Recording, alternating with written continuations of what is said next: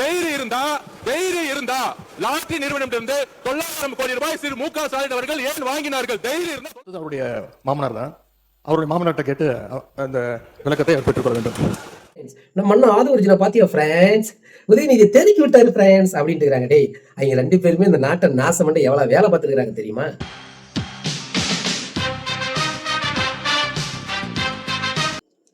அன்பு உறவுகளுக்கு வணக்கம். சட்டமன்றத்தில் 2 பேரும் வாயிலேயே பேசிட்டு இருக்காங்க. எப்ப அடிச்சுக்குவாங்க? மாமனார் தான். அவருடைய மாமனார்ட்ட கேட்டு விளக்கத்தை பெற்றுக் கொள்ள வேண்டும். வீட்டுக்கு போய் உங்க அப்பாட்ட கேளுங்க. உங்க அப்பா கரெக்ட்.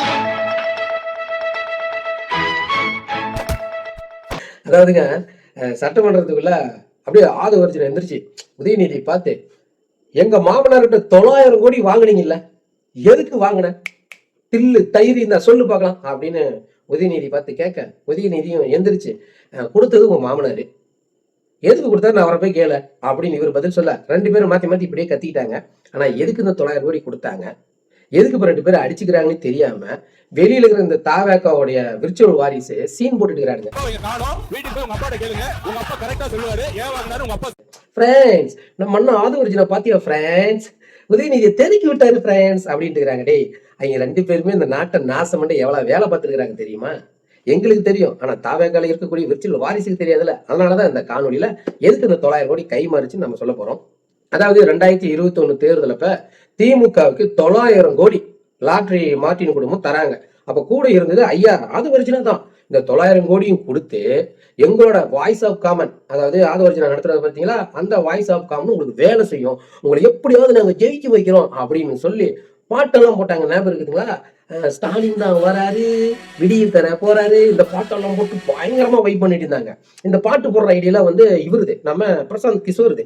எப்படி எப்படி நீங்க ட்ரெஸ் பண்ணணும், எப்படி நடக்கணும், எப்படி போகணும், எந்த இடத்துல எந்த ஆங்கிள் கேமரா வைக்கணும், இந்த வேலையெல்லாம் பார்த்தாங்க. அப்புறம் மக்களை டச் பண்ற மாதிரி ஏதாவது விஷயம் வேணுமே அப்படின்னு ஆதவர்ஜுனா சொல்ல, அப்பதான் வந்து ஐயா கருணாநிதி இறந்தாரு பாத்தீங்களா, அதை கையில் எடுக்கிறாங்க. எப்படி அதை பிரச்சாரத்துக்கு யூஸ் பண்றாங்கன்னா, எங்க அப்பா கருணாநிதி இறந்துட்டாரு, அவரை அடக்கம் பண்றதுக்கு இடம் தர மாட்டேங்கிறாங்க இந்த கடற்கரையில, பாத்தீங்களா அதிமுக எப்படிலாம் என்ன பழி வாங்குதுன்னு அப்படின்னு ஒரு சோகமான அப்படி மூஞ்ச வச்சுக்கிட்டு இந்த பிரச்சாரத்தை முக்கியமா 2022 தேர்தலில் வச்சு வேலை செஞ்சாங்க.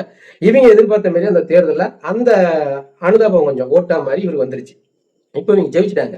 ஜெயிச்ச உடனே தான் போய் ஐயா நீங்க சொன்ன மாதிரியே நாங்கெல்லாம் வேலையை செஞ்சு உங்களை ஜெயிக்க வச்சிருவோம், எங்க லாட்டரி மட்டும் எப்படியே உள்ள கொண்டாருன்னு சொல்ல, எப்ப அது இப்படி பொசுக்குன்னு வந்து லாட்டரி ஓப்பன் பண்ண எப்படி கொஞ்ச நாள் போட்டோம், இப்ப திடீர்னு நான் ஓப்பன் பண்ணிட்டேன்னு வச்சுக்காவே, நீங்க கொடுத்த 900 கோடி வாங்கிட்டு தான் இந்த தேர்தல் நானும் சந்திச்சேன், அப்புறம் லாட்டரி சீட்டுக்காகவே உங்கள்கிட்ட பணம் வாங்குற உண்மை வெளியே தெரிஞ்சிடும், கொஞ்ச நாள் தள்ளி தள்ளி போகட்டுன்னு சொல்லி தள்ளி போட, அதில் காண்டான போன இந்த லாட்டரி குடும்பம் இல்லாதது, இது செட் ஆகாது, இதுக்கு வேற ஏதாவது வழி பண்ணணும்னு சொல்லி தான் ஆதவர்ஜுனா திமுக இருந்து விலகி விசிகாவோட இணையிறாரு.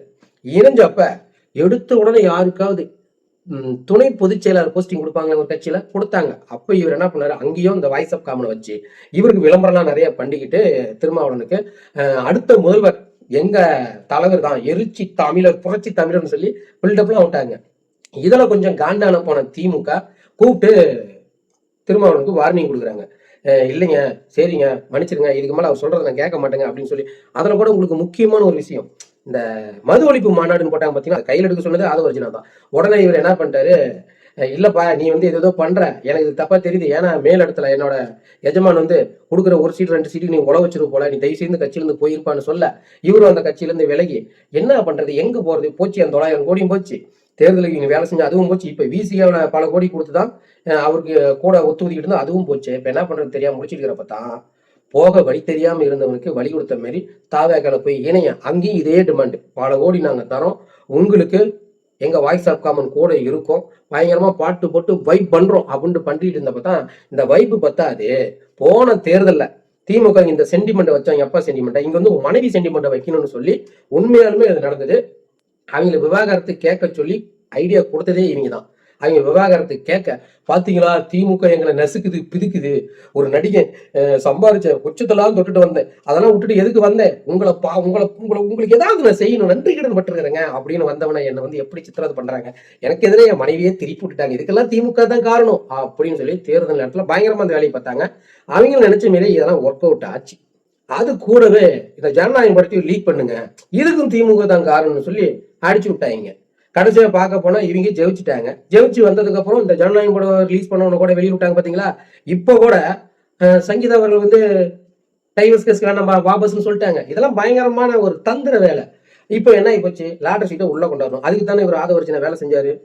இப்போ அதை வந்து உடனே பண்ண முடியாது, இது பெரிய பிரச்சனையா மாறுங்கிறதுனால அதுக்கு ஈக்குவலா டாஸ்மார்க் நீ கையில் எடுத்துக்க அப்படின்னு சொல்லி ஆதவர்ஜுனாவை தள்ளி விட்டாங்க. இப்போ அதோட அடிப்படையில் தான் இந்த ரெஸ்டோ பார்னு சொல்லி ஒரு பேச்சு அடிப்படுது பார்த்தீங்களா, அது முழுக்க முழுக்க ஆதவர்ஜுனா கண்ட்ரோல் தான் இருக்குது. இந்த லாட்டரி சீட்டு கூடிய விரைவில் வரும். அப்படி அது வரலைனாலும் டோட்டலா இந்த மதுபானம் எல்லாமே ஆதவர்ஜுனா கண்ட்ரோலுக்கு போயிடும். இந்த தமிழ்நாட்டை சீரழிக்க எப்படியெல்லாம் ஐடியா பண்ணிட்டு இந்த ஆதவர்ஜுனா 900 கோடி கொடுத்ததே ஆதவர்ஜுனோட மாமனார் தான், கூட இருந்தது ஆதவர்ஜுனா. எதுக்கு கொடுத்தது எல்லாமே தெரியும். சரி, இப்போ 2 பேருமே சட்டமன்றத்தில் சண்டை பண்றாங்க. இப்போ உதயநிதி எந்திரிச்சு, ஆமா கொடுத்த லாட்டரி சீட்டு ஓப்பன் பண்ண தானே கொடுத்த, லாட்டரி சீட் அப்படியே தமிழ்நாட்டில் கொண்டாருன்னு சொல்லிதான் அவங்க குடும்பம் வந்து கொடுத்தீங்கன்னு சொன்னா மூஞ்சி எங்க வச்சுக்குவீங்க? 2 பேருமே இந்த நாட்டுக்கு கேடுகட்ட வேலை செய்ய தான் பார்த்துருக்கிறீங்க. ஏதோ எந்த ஆண்ட முடியுமோ அது வரல, அது வந்தா பல குடும்பம் அழிஞ்சு போயிடும். ஆனா ஒரு அரசியல் அதிகாரத்தை பிடிக்க எப்படியெல்லாம் கேவலமான வேலையை செய்யறாங்க இங்க இருக்கிற தலைவர்லாம் பாத்துக்காங்களேன். அப்ப 900 கோடி வாங்கிட்டு நீ வந்து திமுக ஆட்சியில் லாட்டரி சீட்டை கொண்டாந்துருப்ப, ஏதோ பிரச்சனை நின்று போச்சு. இப்ப விஜய்க்கு போய் ஃபுல்லா வேலை செஞ்சிருக்கிறாப்புல ஆதவர்ஜுனா. அவரும் இதுக்காக தானே வேலை செஞ்சுக்கிறாரு. அதனாலதான் அடிக்கடி ஒரு வார்த்தை வரும் பார்த்துருக்கீங்களா, முதல் போட்ட அமைச்சர் ஆதவர்ஜுனா. அதுதான் காரணம். இவங்க லாட்டரி சீட்டை கொண்டாடணும்.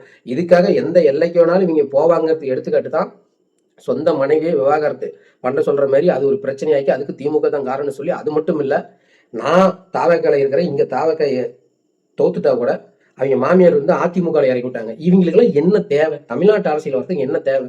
அவங்க தான் கோடி கணக்கில் பணம் வச்சிருக்காங்க. அந்த பணத்துல என்னதாண்டா பண்ணுவீங்க? மீண்டும் மீண்டும் லாட்டரி சீட்டை கொண்டாடணும் குடும்பமே அரசியல இறங்கி இருக்கிறாங்க. ஒரு ஒரு ஒரு ஒரு எப்படி சொல்றது, நிறைய ஏழை தாய்மார்கள் தாலி அறுத்தானுங்க, குடும்பத்தையும் நாசம் பண்ணாங்க இந்த லாட்டரி சீட்டால.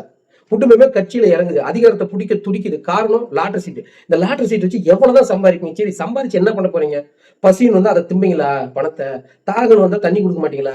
நோட்டை தான் திம்பிங்களா? பைத்தியக்காரங்களா? ஆதவர்ஜுனா தாவேக்கா, அவங்க மாமியார் வந்து அதிமுக, அப்புறம் அவங்க ஆதவர்ஜுனோட மகன் வந்து பெரிய மகன் வந்து சார்லஸ், அவரு பாண்டிச்சேரியில் ஒரு கட்சியில் இருக்கிறாரு. அப்புறம் மார்ட்டினோட இளைய மகன் அவர் வந்து ஒரு கட்சியில் இருக்கிறாரு. ஒட்டுமொத்த குடும்பமும் அரசியல் இறங்கி அதிகாரத்தை பிடிக்க துடிக்குது. காரணம் பணம்.